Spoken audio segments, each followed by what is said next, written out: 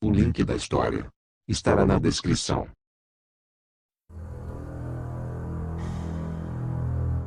O que você ouvirá a seguir é uma creepypasta, ou seja, uma lenda urbana moderna difundida pela internet, por fóruns, e-mails e redes sociais.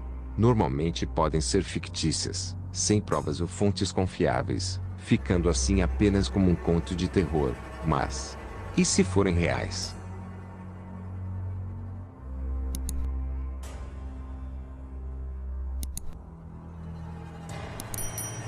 Para ampliarmos a sensação de suspense, inserimos uma trilha para ser tocada acompanhado à leitura. Não sejam covardes. Dragon Ball. Pelo que sabemos, Akira Toriyama foi o principal idealizador de tudo relacionado à famosa saga Dragon Ball. Seria mesmo? Uma das primeiras ideias de Akira era criar um objeto mágico que realizasse desejos.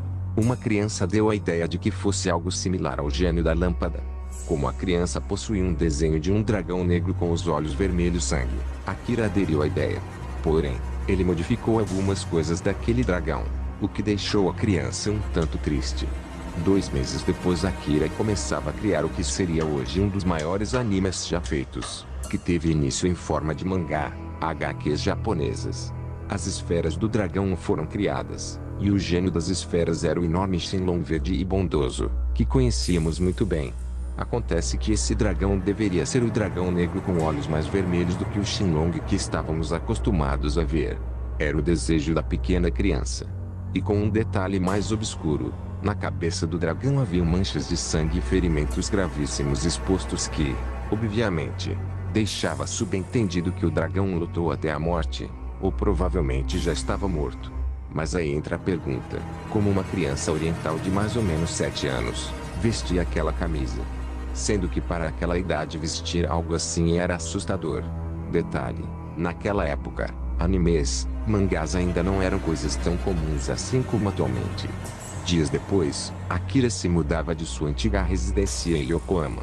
E deixava alguns filminhos para servir de base para quem quisesse morar lá. Acontece que algumas horas depois uma criança aparecia no quarto antigo, e chorava muito. Seus olhos estavam negros. Não se sabia o porquê de chorar tanto.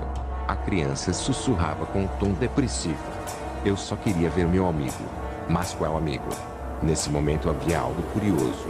A criança mudou de calça, passou a usar um relógio e um tênis diferente, mas continuava a usar a mesma camisa com a imagem do dragão negro e supostamente morto. O que deixava a perceber que aquela criança era a mesma que havia dado a ideia do personagem Shenlong que Akira aderiu, mas que fora modificado mais tarde por ser considerado algo ruim para um dragão estampado na camisa do pequeno garoto.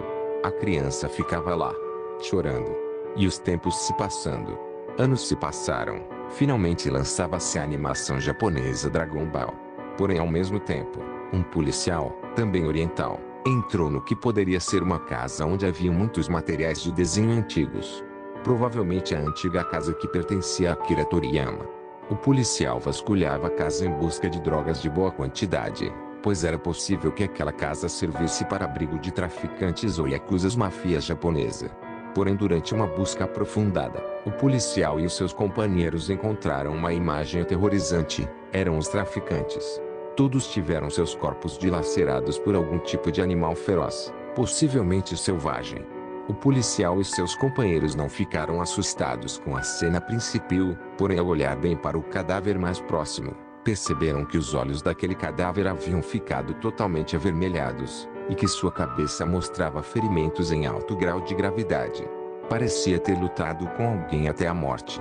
Alguns dias depois, durante a perícia, um dos médicos especializados em investigação de necrópsia descobriu em um dos cadáveres algo estranho. No corpo havia manchas de sangue bruto, ou seja, sangue seco, e a ferida mais exposta formava um dragão desenhado no corpo dos cadáveres. Onde ainda havia vestígios de sangue líquido se formava o olho do dragão. E todos os que estavam no hospital privado similar ao Instituto Médico Legal do Brasil, estavam com a mesma simbologia em seus corpos. Algo fora do normal.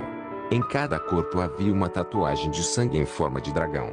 E cada cadáver tinha o mesmo diagnóstico: cabeças com ferimentos violentamente graves, e pupilas que eram bizarramente banhados de sangue, o que assustava muitos médicos. Ainda no Japão, os policiais buscavam o responsável por esses bizarros assassinatos. Acreditava-se que fosse algum tipo de ritual satanista.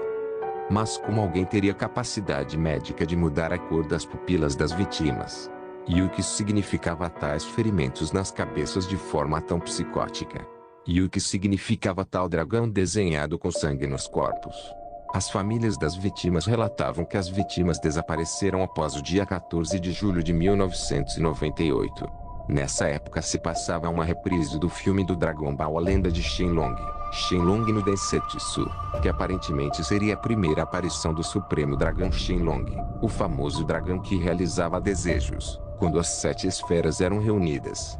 A cada noite que se passava tal episódio, novos casos de desaparecimentos e assassinatos brutais e cenas de necromancia, extremamente bizarros aconteciam. Mas aonde estava aquela estranha criança, a que desejava que seu dragão da camisa, com ferimentos expostos e olhar macabro, fosse o verdadeiro Shenlong da série? Por ironia do destino, na casa, onde aconteciam os estranhos assassinatos, a porta do quarto estava trancada. Mas mesmo após tantos anos ainda haviam sons vindo de trás dessa porta. Sons que lembravam um choro, mas não um choro de criança, mas sim um choro engrossado. Um choro que parecia ser de algo que não era humano. Durante o choro, um sussurro, uma frase era dita no quarto de forma macabra e melancólica, mas ainda com a voz grave. Eu quero meu amigo. Eu quero ver meu amigo. Amigo. Após esse sussurro, uma folha de papel saía por debaixo da porta dentro e, nessa folha tinha uma mancha que de certa forma era parecida com uma cabeça de um monstro. Ao lado da mancha, uma frase. Estou aqui.